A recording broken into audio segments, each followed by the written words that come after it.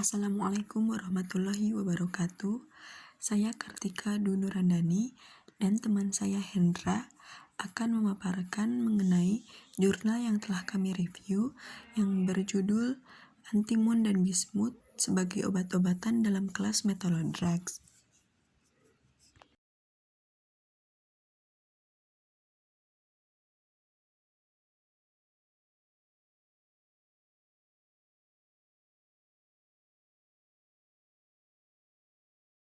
Untuk outline presentasinya, yang pertama ada pendahuluan, kemudian struktur, kemudian ada interaksi antara senyawa antimon dan bismut dengan biomolekul, dan juga ada kesimpulan. Untuk selanjutnya, yang pertama akan dijelaskan oleh Hendra.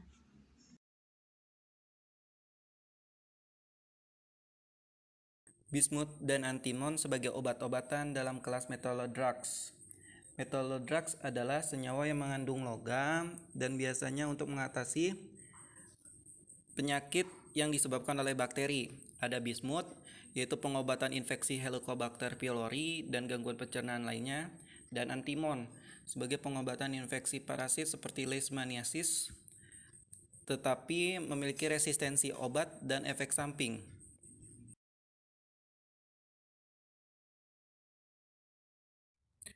Untuk lebih jelasnya, kita harus mengetahui dulu struktur bismut subsalisilat atau BSS dan bismut sitrat. B3+ sangat asam dalam air dan memiliki kecenderungan kuat untuk membentuk gugus hidrokso dan ikatan okso yang stabil. Struktur dimerik dan polimer biasanya diamati untuk kompleks bismut yang dihasilkan dari ligan yang melibatkan lebih dari satu pusat Bi3+ dan berperilaku sebagai ligan penghubung, misalnya O2 sitrat.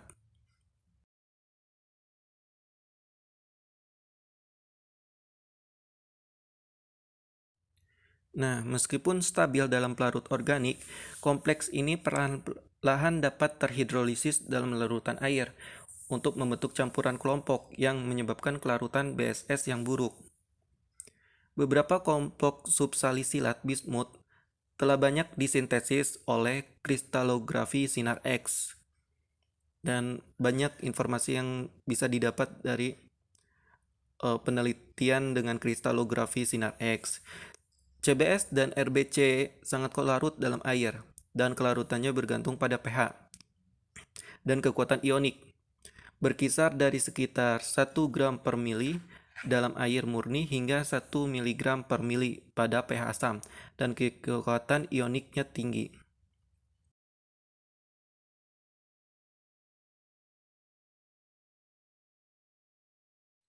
CBS atau colloidal bismuth citrate memiliki rumus empiris K3NH42 Bi6O3OH5 HCIT 4 kali dan ranitidin bismuth citrate atau RBC. 10 kompleks bismuth citrate yang berbeda sebagian besar mengandung kompleks Bi3+ dengan trisula citrat yang membentuk satuan dinukleus stabil dengan tambahan ligan yaitu OH-, O2, H2O. Kompleks ini juga dicirikan oleh ikatan BiO alkoksida pendek dan pasangan elektron bebas seperti sterokimia dari Bi3+. Gugus bismut okso sitratododekanukleer Bi12O8CIT812 kali memiliki simetri inversi terdiri dari 2 Bi6O4CIT46 kali unit cluster. 7. Struktur dari Bi6O4CIT46 kali sebanding dengan Bi6O4OH46 kali, di mana 4 hidroksida disubstitusi oleh oksigen hidroksi dari setiap sitrat. Kedua klaster memiliki inti Bi6O8 yang hampir identik, blok bangunan dasar yang umum ditemukan dalam senyawa bismut okso.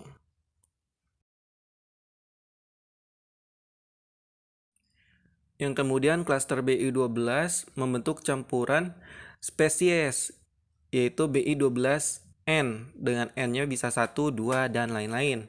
Dalam larutan pekat dan setelah pengenceran dapat berdisosiasi atau mengalami dekomposisi hidrolitik untuk membentuk klaster yang lebih kecil seperti Bi6O4CIT46 kali dengan melepaskan beberapa sitrat.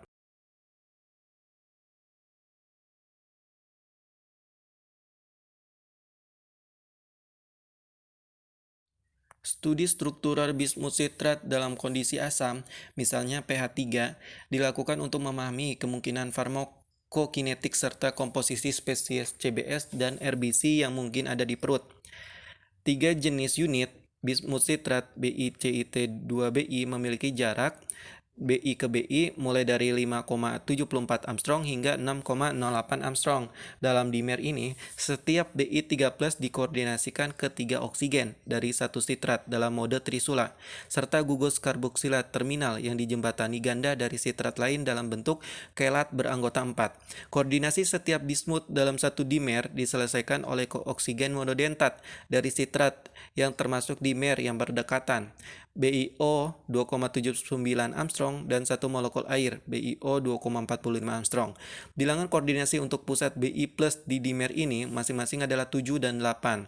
Dimer 2 disisipkan secara vertikal di antara dua unit struktural yang berdekatan. Perakitan yang dibentuk oleh dimer 1 dan 2 mengarah pada pembentukan tidak hanya unit tetramatik dan rantai polyanionik linear, tetapi juga jaringan 2 dimensi dan struktural 3 dimensi. Dalam larutan, interkonversi spesies bismut sitrat yang berbeda ini bisa diamati dengan NMR.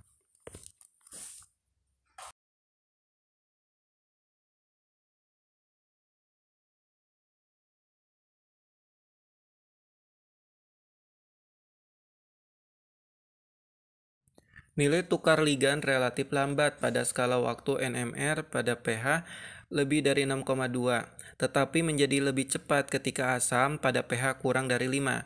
CBS dapat mengatur ulang dari kelompok seperti Bi6O6CIT46 kali, Bi12O8CIT812 kali, dan anion polimer linear BiCit2Bi infinity 2N ke lembaran dan polimer 3 dimensi, misalnya BiCit2Bi infinity 2N atau BiCit2HCIT-Bi infinity 5N, karena pertukaran ligan yang lebih cepat.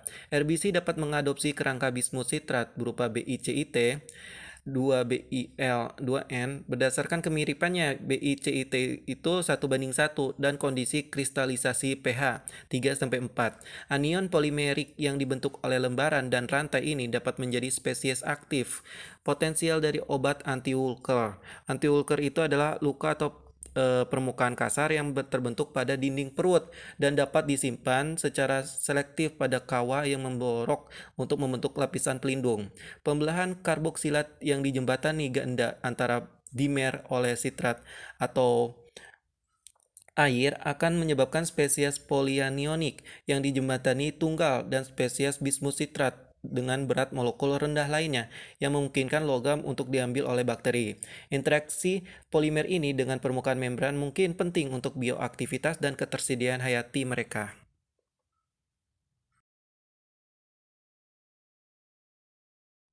Menggunakan rantai polimer BiCt2Bi infinity 2N linear sebagai template, bismut subkarbonat nanotube dengan diameter 4,0 plus minus 0,5 nanometer telah disiapkan. Khususnya tabung nano ini menunjukkan aktivitas antibakter yang sedikit lebih tinggi, yaitu IC50-nya 10 mikrogram per mili terhadap H. pylori dibandingkan CBS dan dapat memberikan dasar struktural untuk desain dan pengembangan obat nano bismut di masa depan.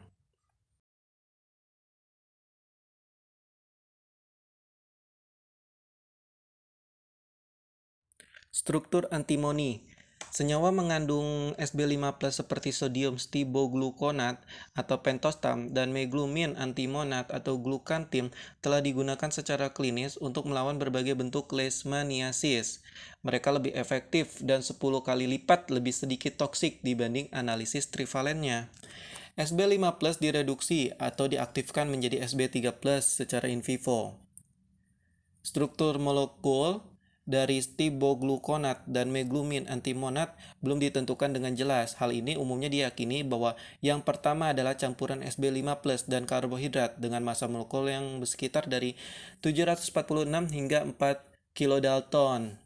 Spesies utama meglumin antimonat dalam larutan air adalah SbNmG2 kali, di mana NmG itu adalah N-metil-D-glukamin dengan massa molekul 507. Namun, serangkaian oligomer Sb5+ dan N-metil-D-glukamin juga telah diamati dengan rumus Umum SBN NMG N+1 atau SBN NMG N dengan N 1 sampai 4 yang berada di dalam keseimbangan dalam larutan.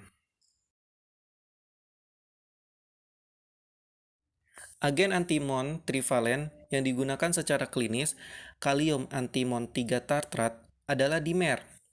Setiap koordinasi antimoni dalam mode bidentat keempat oksigen dari masing-masing dua tartrat ligan.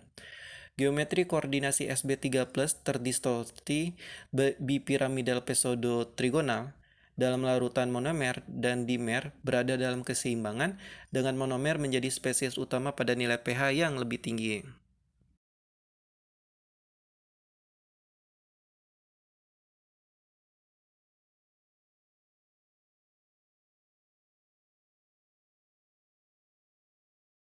Baik, terima kasih untuk Hendra.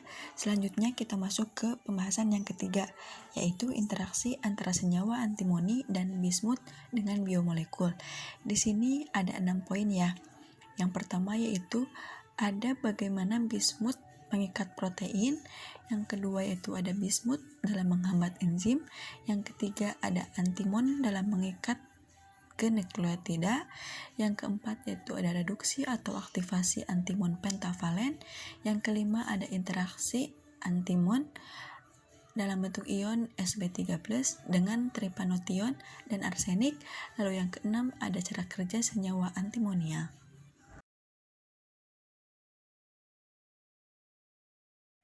Yang pertama yaitu bismut mengikat protein. Protein yang dimaksud di sini yaitu laktoferin yang berfungsi sebagai bakteriostat yang diperlukan untuk pertumbuhan mikroorganisme. Nah, obat bismut umumnya didiagnosis dengan deteksi bismut dalam darah, plasma, ataupun serum. Dalam darah, bismut dianggap hadir terutama di sel darah merah, dengan bagian yang tersisa ditemukan dalam serum dan plasma. Kemudian, pengikatan Bi3+ ke transferin serum dengan adanya kelebihan albumin dan dalam plasma darah dapat langsung dipantau oleh NMR. Berikut adalah data hasil NMR. Di sini Bi3+ mengikat kuat pada proses pengikatan besi dari transferin manusia dan laktoferin, baik di lobus N dan C, dengan karbonat atau oksalat sebagai anionnya. Data NMR menunjukkan bahwa pengikatan Bi3+ terjadi di lobus C transferin. Sebaliknya, tidak ada pengikatan Bi3+ untuk laktoferin, seperti yang ditunjukkan oleh peningkatan simutan dalam intensitas sinyal karbonat yang terikat pada 165,9 dan 165,2 ppm. Di sini, mengapa tidak adanya pengikatan Bi3+ untuk laktoferin? Karena sebenarnya laktoferin dan transferin itu sama-sama berfungsi sebagai pengikatan dan pengangkutan besi. Di sini laktoferin mengikat Fe3+ dengan afinitas 100 kali lebih tinggi daripada transferin. Namun, tingkat penyerapan dan pelepasan logam oleh laktoferin jauh lebih rendah dibandingkan dengan transferin. Sehingga tidak adanya pengikatan Bi3+ untuk laktoferin seperti yang terjadi pada transferin.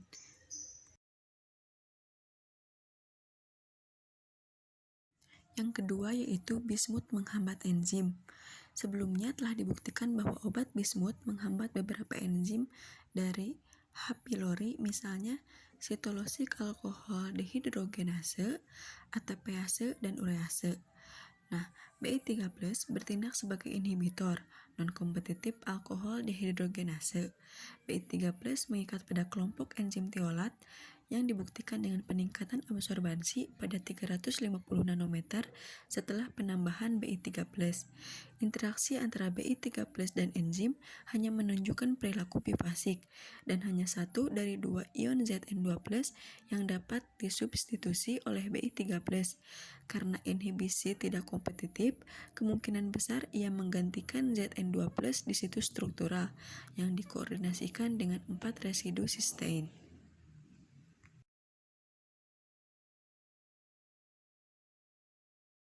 Sintesis HPN atau histidine-rich protein, salah satu bentuk protein, diregulasi oleh protein pengatur nikel dengan adanya kelebihan nikel.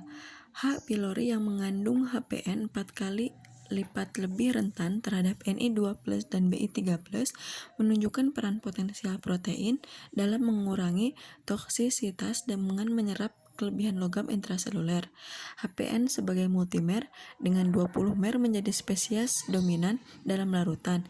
Ini mengikat sekitar 0,2 Ni2+ dan 3,8 Bi3+ ion per monomer dengan kekuatan sedang.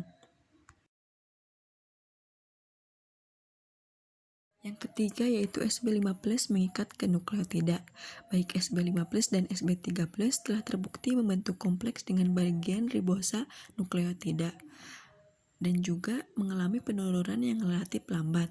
Ini menunjukkan bahwa pembentukan kompleks antimonukleotida mungkin secara in vivo. Sb5+ membentuk kompleks yang relatif stabil dengan nukleotida yang mengandung gugus hidroksil, misalnya adenosin, dalam kondisi fisiologis. Pembentukan tersebut menunjukkan bahwa nukleotida dapat bertindak sebagai perantara pembawa transportasi Sb5+ melalui transporter lipofosfoglikan.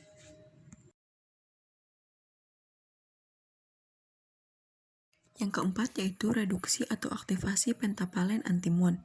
Seperti disebutkan di atas bahwa Sb5+ adalah prodrug, bentuk aktif dari obat. Reduksi terjadi pada mastigot yang lebih sensitif terhadap stiboglukonat daripada promastigot. Tiol dengan berat molekul rendah seperti glutathione telah terbukti mengurangi Sb5+. Namun, prosesnya terlalu lambat untuk menjadi signifikan secara biologis. Tripanothione telah ditemukan dengan cepat mengurangi Sb5+ menjadi Sb3+, terutama dalam kondisi asam, suhu tinggi, dan juga pada pH sekitar 6,4. Karena amastigot memiliki pH intraseluler yang lebih rendah dan suhu yang lebih tinggi, Sb dapat direduksi dengan cepat oleh tripanothione sehingga lebih disarankan di amastigot dibandingkan dengan di promastigot.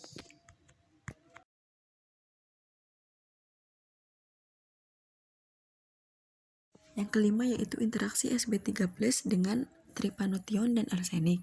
Baik arsenik dan antimon diklasifikasikan sebagai semi-metal. Studi NMR menunjukkan bahwa penyerapan Sb3+ sebagai antimon kalium tartrat menjadi sel darah merah dan komplikasinya dengan glutathione intraseluler terjadi dengan cepat. Karena adanya dua isotop yang serupa, karakteristik puncak dapat diamati dalam spektrum ionisasi elektrospektrometri pada antimon yang mengikat biomolekul. Yang terakhir yaitu cara kerja senyawa antimonial. Setelah diserap ke dalam sel, senyawa yang mengandung Sb5+ direduksi atau diaktifkan menjadi Sb3+ baik secara enzimatis maupun non-enzimatis. Sb3+ menghalangi metabolisme tripanothione yang sensitif terhadap obat leishmania dan membentuk kompleks dengan glutathione atau tripanothione. Bahkan mungkin membentuk kompleks Turner antara Sb3+, tripanothione, dan ligan monotiol. Kompleks Sb3+ kemudian dapat menghambat enzim seperti reduktase tripanothione. Yang terakhir yaitu kesimpulan. Bismut memiliki variabel bilangan koordinasi, memiliki geometri koordinasi tidak teratur, dan bersifat asam kuat. Yang kedua, bismut dalam protein dan enzim cenderung mencakup besi-besi, misalnya ligan O dan N dalam transferin atau laktoferin. Kemudian, penghambatan enzim oleh bismut dapat berperan penting dalam aktivitas antibakteri obat yang mengandung bismut. Yang keempat, Sb5+ dapat bertindak sebagai prodrug secara enzimatis dan non-enzimatis. Yang kelima, teknik yang baru dikembangkan, misalnya metaloproteomik, dapat digunakan untuk mekanisme molekuler yang mendasari aktivitas antimikroba bismut dan antimon dengan cara yang lebih komprehensif dan efisien yang akan membantu desain obat-obatan metalodrug. Sekian presentasi review jurnal dari kami. Mohon maaf apabila ada kesalahan. Terima kasih atas perhatiannya. Wassalamualaikum warahmatullahi wabarakatuh.